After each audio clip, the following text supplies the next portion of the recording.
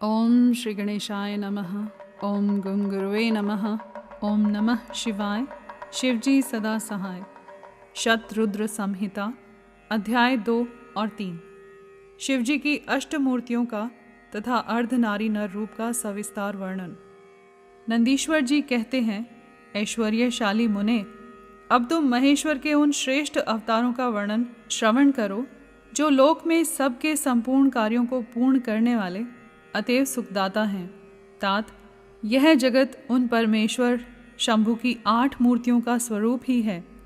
जैसे सूत में मणियाँ पिरोई रहती हैं, उसी तरह यह विश्व उन 8 मूर्तियों में व्याप्त होकर स्थित है। वे प्रसिद्ध 8 मूर्तियाँ ये हैं: शर्व, भव, रुद्र, उग्र, भीम, पशुपति, ईशान और महादेव।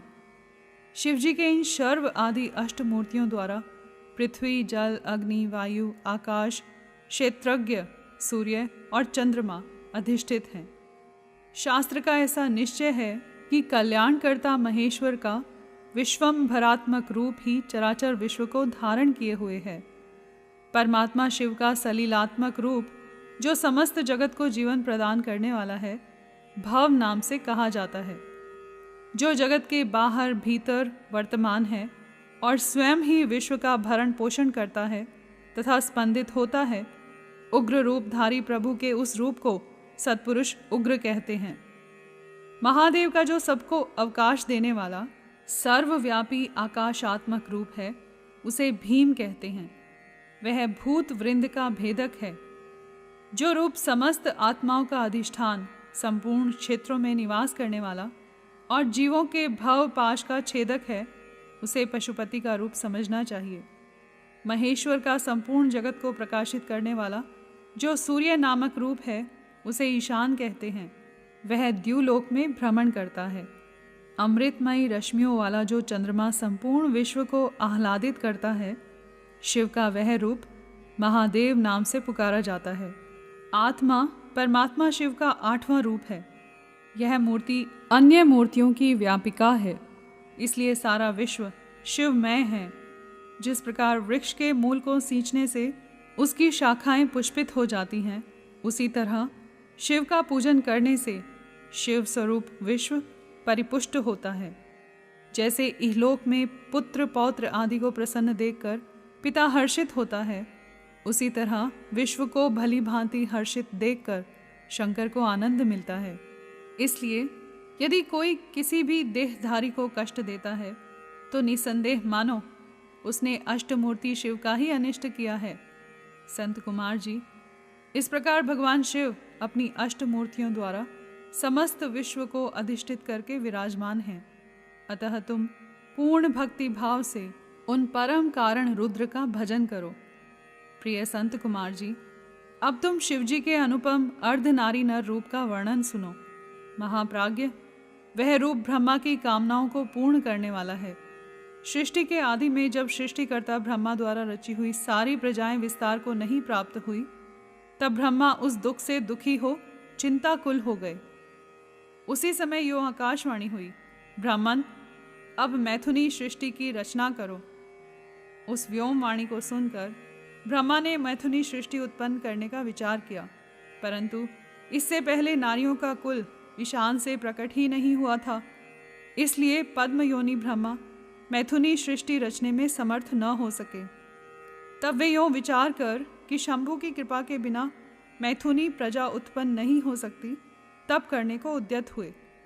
उस समय ब्रह्मा पराशक्ति शिवा सहित परमेश्वर शिव का प्रेम पूर्वक हृदय में ध्यान करके घोर तप करने लगे। तदंतर तपोनुष्ठान में लगे हुए ब्रह्मा के उस तीव्र तप से थोड़े ही समय में शिवजी प्रसन्न हो गए।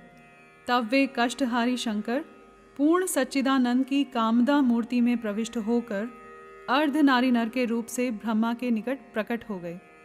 उन देवाधिदेव शंकर को पराशक्ति शिवा के साथ आया हुआ देख ब्रह्मा ने दंड की भांति भूमि पर लेटकर उन्हें प्रणाम किया और फिर वे हाथ जोड़कर स्तुति करने लगे। तब विश्वकर्ता देवाधिदेव महादेव महेश्वर परम प्रसन्न होकर ब्रह्मा से मेघ की सी गंभीर वाणी में बोले। ईश्वर ने कहा, महाभाग वत्स, मेरे प्यारे पुत्र पितामह, मुझे तुम्हारा सारा मनोरथ पूर्णतया ज्ञात हो गया है। तुमने जो इस समय प्रजाओं की वृद्धि के लिए घोर तप किया है, तुम्हारे उस तप से मैं प्रसन्न हो गया हूँ और तुम्हें तुम्हारा अभीष्ट प्रदान करूँगा। यों स्वभाव से ही मधुर तथा परम उदार वचन कहकर शिवजी ने अपने शरीर के अर्ध भाग से शिवा देवी को पृथक कर दिया। तब शिव से पृथक होकर प्रकट हुई उन परमा शक्ति को देखकर ब्रह्मा विनम्र भाव से प्रणाम करके उनसे प्रार्थना करने लगे।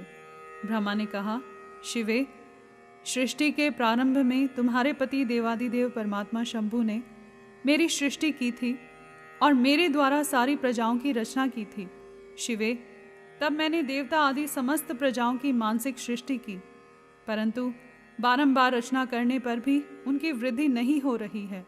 अतः अब मैं स्त्री पुरुष के समागम से उत्पन्न होने वाली सृष्टि का निर्माण करके अपनी सारी प्रजाओं की वृद्धि करना चाहता हूँ, किंतु अभी तक तुमसे अक्षय नारी कुल का प्राकट्य नहीं हुआ है। इस कारण नारी कुल की सृष्टि करना मेरी शक्ति के बाहर है। चूंकि सारी शक्तियों का उद्गम स्थान तुम ही हो, इसलिए मैं तुम अखिलेश्वरी परमा शक्ति से प्रार्थना करता हूँ। शिवे, मैं तुम्हें नमस्कार करता हूँ। तुम मुझे नारी कुल की सृष्टि करने के लिए शक्ति प्रदान करो, क्योंकि शिव प्रिय, इसी को तुम चराचर जगत की उत्पत्ति का कारण समझो। वरदेश्वरी, मैं तुमसे एक और वर की याचना करता हूँ। जगन माता, कृपा करके उसे भी मुझे दीजिए। मैं तुम्हारे चरणों में नमस्कार करता हूँ। वह वर यह है, सर्वव्यापिनी जगत जननी, तुम चराचर जगत की वृद्धि के लिए अपने एक सर्व समर्थ रूप से मेरे पुत्र दक्ष की पुत्री हो जाओ। ब्रह्मा द्वारा यूँ याचना किए जाने पर परमेश्वरी देवी शिवा ने तथास्तु, ऐसा ही होगा कहकर वह शक्ति ब्रह्मा को प्रदान कर दी। सूत्रा जगन्मयी शिव शक्ति शिवा देवी ने अपनी भौहों के मध्य भाग से अपने ही समान प्रभावशाली एक शक्ति की रचना की। उस शक्ति को देखकर देवश्रेष्ठ भगवान शंकर, जो लीलाकारी, कष्टहारी और कृपा के सागर हैं, हंसते हुए जगदम्बिका से बोले। शिवजी ने कहा, देवी, परमेष्ठी ब्रह्मा ने तपस्या द्वारा तुम्हारी आराधना की है, अतः अब तुम उन पर प्रसन्न हो जाओ और उनका सारा मनोरथ पूर्ण करो।